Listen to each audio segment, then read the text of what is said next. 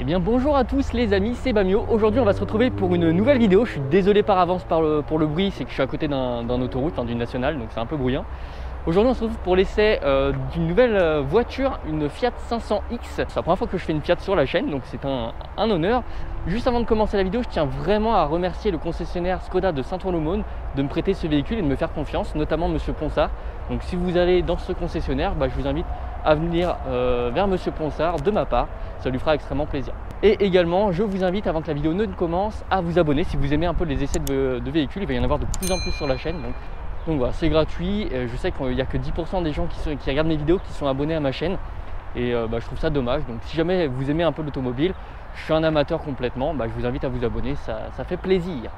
Donc voilà, petite Fiat 500X. Alors dans les lignes, ça ressemble énormément à une Fiat 500. En fait, en même temps, c'est normal, c'est-à-dire que c'est exactement le même véhicule mais bodybuildé. D'ailleurs, ce qui était assez drôle, c'est qu'il y avait une pub sur les Fiat 500X, notamment en 2000. Alors ça, il faut savoir que c'est un modèle de 2016. Il y avait eu une pub plutôt marrante où en fait il y avait du Viagra qui tombait dans la trappe à essence et puis ça la bodybuildait, la Fiat 500, ça la bodybuildait en 500X. C'est assez drôle et donc c'est un véhicule qui date de 2016, type un peu SUV. Alors c'est ce que j'entendais un petit peu. Donc c'est la version lounge de la Fiat 500X.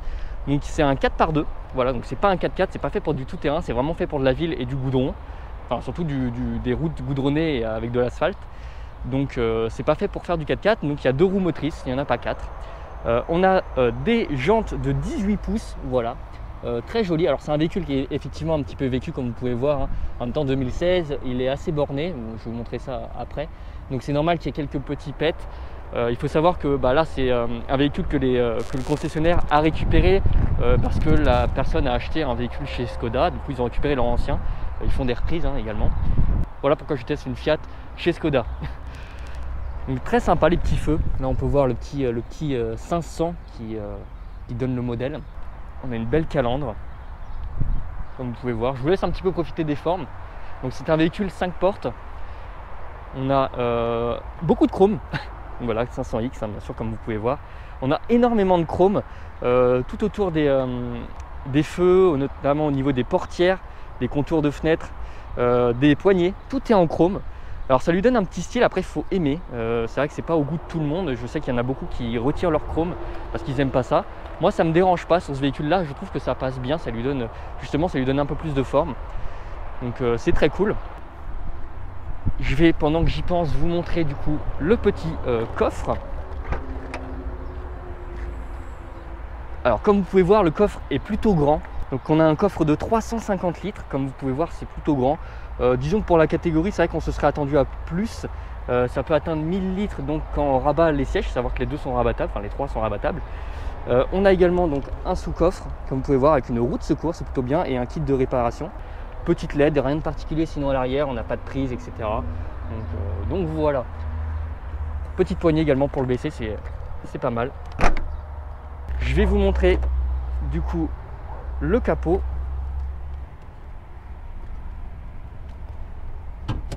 Voilà, la petite trappe.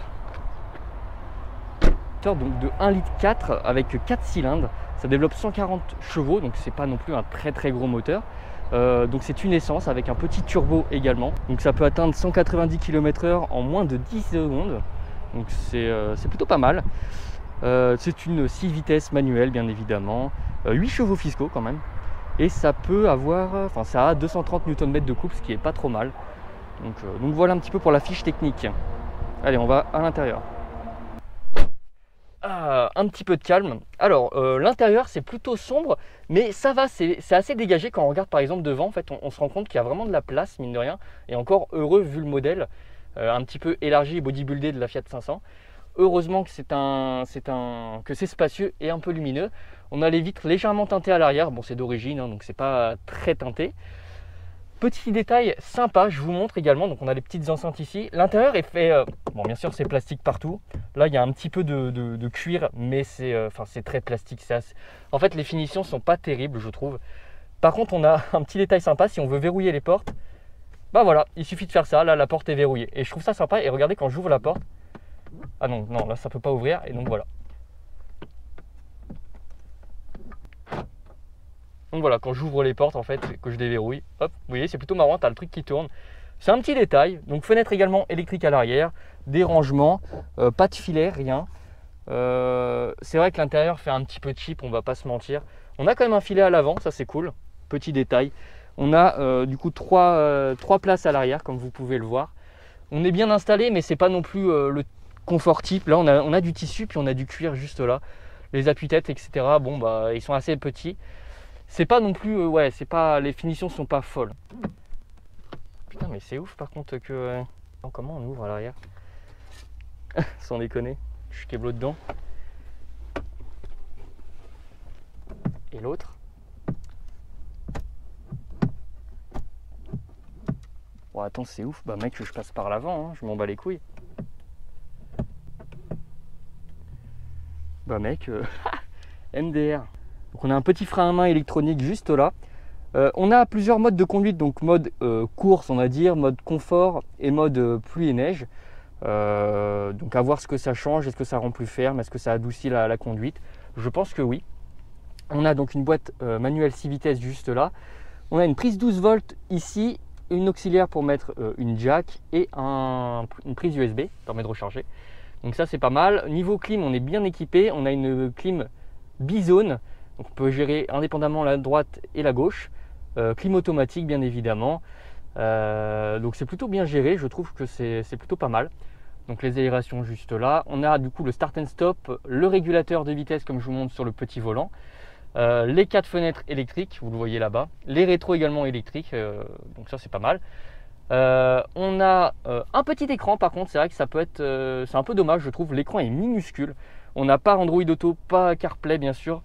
Enfin bref, on a donc un petit GPS, c'est un TomTom, c'est un petit peu vieux je pense, donc tout le monde ne kiffera pas. Voilà, exactement. Vous voyez, ça prend même du temps à charger, c'est pas non plus le top. Honnêtement aujourd'hui, si vous pouvez mettre votre téléphone, bah, c'est bien mieux. Donc les airbags, on a également pour désactiver le start and stop juste là. Je vous montre un petit peu les compteurs qui sont très sympas je trouve. Donc on a la jauge à essence tout à gauche, on a donc le kilomètre-heure, on a 40 000 km. En fait c'est pas un véhicule qui a très roulé, je me suis gouré tout à l'heure. C'est pas un véhicule qui a beaucoup roulé. On a donc la vitesse à gauche et le contour à droite, voilà, classique. Mais ça fait le taf et puis bah, moi je pense qu'on va passer à la conduite. Petite boîte à gants d'ailleurs tout en dessous, c'est vrai qu'elle est placée vachement basse. Et ici, bah, on a l'airbag, on a je sais pas quoi. Enfin bref, par contre la finition du tableau de bord, j'aime bien. C'est peut-être du plastique, mais j'aime beaucoup. Et ben c'est parti, je passe à la conduite.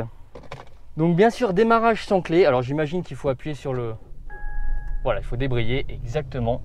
Donc plutôt classique, c'est comme dans ma voiture. Alors aussi, je vous en ai pas parlé, mais on a un petit rangement ici, un petit accoudoir. Donc voilà, on peut l'ouvrir. Je sais pas, vous voyez pas probablement, mais il y a un accoudoir en fait. C'est sympa. Et donc c'est parti. Alors je pensais qu'il y avait une caméra de recul. Et en fait j'ai été plutôt surpris, c'est que bah non, pas du tout. Et vous n'avez pas du tout de caméra de recul. Donc bah c'est à l'ancienne. Après c'est pas très dérangeant. Par contre, première grosse chose que je trouve qui est plutôt incroyable, c'est la direction assistée. Elle est vraiment légère. Et on sent qu'elle est moderne et qu'elle est travaillée parce que c'est un véhicule qui fait quand même 1320 kg. Donc c'est un véhicule qui est plutôt lourd, mais la direction assistée te fait pas du tout ressentir ça. Alors je suis désolé, je vais retirer le masque parce que je suis en train de souffrir. Mais ça fait vraiment pas... ça donne pas cette sensation là, donc c'est une bonne nouvelle je trouve. On va juste aller à droite du coup. En tout cas ouais, non mais ça, franchement... Bon, à une main c'est normal, mais c'est ultra léger, j'adore ça. Alors, petit détail d'ailleurs que j'ai remarqué tout de suite, c'est que la boîte de vitesse est ultra courte. Vraiment, c'est la première fois que j'ai une boîte aussi courte. Alors pourtant j'en ai déjà testé pas mal des véhicules. Mais même par exemple d'un camion que j'avais testé en Nissan qui avait déjà une boîte assez courte, je la trouve vraiment ultra courte. Alors après il y en a qui aimeront, il y en a qui aimeront pas. Moi ça me dérange pas. Ça évite de devoir aller chercher les rapports à 35 000 km. Donc là au moins on les a tous à côté. Suspension plutôt ferme. Alors là je suis en mode normal. Voilà. Donc là je suis en mode normal. Je vais tester tout de suite en mode sport. Ah oui. Ah oui d'accord. En fait j'ai senti tout de suite un à-coup. Et ben écoutez, ça a l'air plutôt nerveux. Hein. Donc là je suis en mode course. Enfin ce qu'ils appellent course. Mais je pense que c'est juste un mode qui donne plus de puissance. En tout cas c'est plutôt sympa. On a d'ailleurs l'ordinateur de bord qui nous indique quand passer un rapport, ça ils le mettent souvent dans les véhicules. Je trouve que c'est pas très utile parce qu'on fait souvent ça au bruit. Si on entend le moteur crier, bah, effectivement on va passer le rapport suivant. Ne suivez pas forcément ça parce que ça il fait en fonction de la vitesse, il fait pas en fonction de s'il y a une montée. Enfin voilà, jaugez vous-même. Hein. Et ben ça tourne plutôt bien, ça c'est incroyable. Waouh! Elle a perdu le contrôle de la voiture. Wow, non, attends, je suis choqué. Ah, je m'y attendais pas là. Oh, ça m'a surpris. Eh ben, bonne surprise. On va essayer ça. Par contre, je vais appuyer moins fort parce que là, vraiment, ça m'a vraiment surpris. Donc, on va essayer.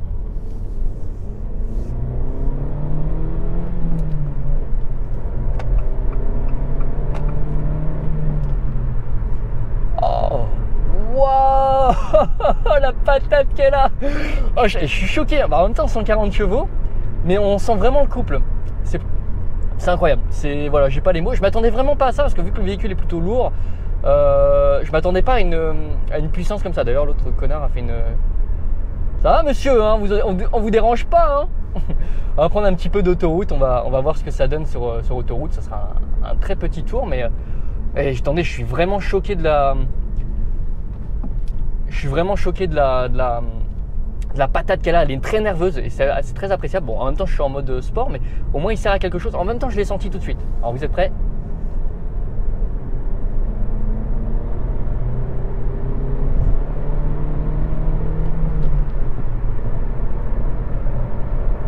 Ah ouais, d'accord. Ok, d'accord. Et on va tester tout de suite en cinquième pour voir si... Et ben par contre, quand je mets la cinquième, alors il faut savoir que c'est une 6e vitesse qu'on va mettre tout de suite d'ailleurs. Est-ce qu'elle arrête de faire du bruit? Ouais, elle est très silencieuse. C'est-à-dire que, bon là je suis en mode sport, nerveux. Attendez, je remets en normal. J'ai pas réussi. Mode auto, voilà. Donc là, effectivement on entend moins le moteur. Donc bah, c'est plutôt cool, je trouve que c'est un bon point. Et ben je suis très surpris. Alors par contre j'ai remarqué un truc, c'est qu'elle est la voiture est très flottante. Qu'est-ce que je veux dire par flottante? C'est-à-dire que quand on fait ça, voilà, on sent que c'est comme dans un bateau, c'est un peu houleux, c'est un peu mou. En fait, je pense que le centre de gravité est pas proche du sol, mais plutôt haut, et du coup, on a un espèce de balancement assez désagréable. Donc, c'est pas un véhicule sportif, mais alors loin de là. Par contre, voilà, elle peut dépanner, et si jamais vous voulez vous faire un petit plaisir, eh ben ça va envoyer quand même. Et donc ça, et même on entend plutôt bien le bruit, je trouve. Oh, c'est un... Bon bah voilà, le revêtement est pourri, donc on entend bien la route toute pourrie. Mais voilà. Après, le seul truc vraiment qui est très dommage avec cette voiture, ça va être vraiment son équipement qui est un peu daté. Alors effectivement, elle va avoir le Bluetooth, ça va avoir le téléphone, etc. Mais on va pas se mentir, l'écran est minuscule. Là, le GPS pour moi, mais il est à peine utilisable. C'était bien en 2006 quand c'était les débuts. Il faut savoir que c'est utilisé un logiciel TomTom pour le GPS. C'était très bien au début, mais aujourd'hui ça fait très léger. Et alors après, rien ne vous empêche d'acheter une petite attache ici et de mettre votre. Attendez, d'ailleurs j'avais mis la clim. On va retirer la clim, comme ça on va avoir plus de puissance tout à l'heure. Mais voilà, c'est daté et c'est vraiment problématique. Je trouve qu'on a vraiment cette sensation de vieux au niveau de l'écran. Mais rien ne vous empêche effectivement de mettre de mettre votre téléphone, de mettre Waze directement ou autre, ou même Google Maps et d'utiliser ça. Hein. Je pense que ce sera mieux. Parce que là, c'est pas possible. Hein. Le GPS est inutilisable, je trouve. Niveau du frein, ouais, ça freine. Je voulais tester, mais ça freine bien, c'est cool. Après, en utilisation quotidienne, oui, ça peut être un sacré délire. Il faut savoir quand même que c'est un petit peu mou. Les suspensions sont très molles, donc si vous n'êtes pas friand comme moi des suspensions molles, c'est possible que ça vous donne mal au cœur. Par contre, elle est ultra nerveuse. Là, j'appuie un tout petit peu sur la pédale, elle m'emmène tout de suite. Hein, regardez. Oh, non mais c'est ouf. C'est incroyable. Bon, je la décrasse un peu, hein, excusez-moi monsieur le concessionnaire. Mais je teste. En tout cas, elle se conduit bien. Alors, je ne vais pas tester le régulateur, mais j'en suis sûr qu'elle fonctionne bien. Le volant, ça va, il y a pire. Non, mais elle a du couple. Elle a du couple. Ça, on peut pas lui enlever. Ce qui va être un peu dommage peut-être, c'est la direction, comme je l'ai dit, qui est un peu houleuse, qui est un peu bateau. Mais elle fait le taf, hein. Franchement, elle va faire le taf. Il n'y a personne derrière moi, je vais faire un grand test de freinage. Vous êtes prêts?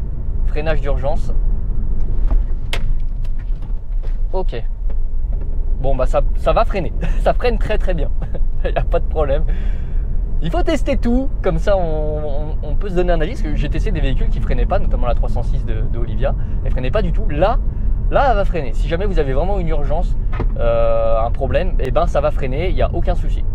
Et c'est rassurant, je trouve, d'avoir une voiture qui freine bien. Avoir une voiture qui accélère beaucoup, c'est cool. Avoir une voiture qui freine bien, c'est encore mieux. C'est encore mieux parce que c'est vraiment la sécurité, les freins.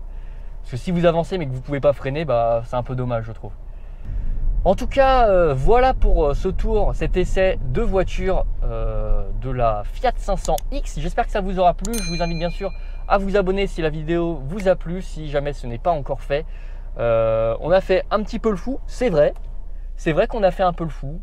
Je vous l'accorde, mais c'était plutôt cool. Voilà, c'était bien sympa. Alors le Start and Stop, c'est pas activé, à mon avis, ça fait un moment qu'elle n'a pas roulé la voiture. Mais voilà. Moi, je vous donne rendez-vous pour de nouvelles vidéos et bien sûr, faites attention sur la route, très important. Salut!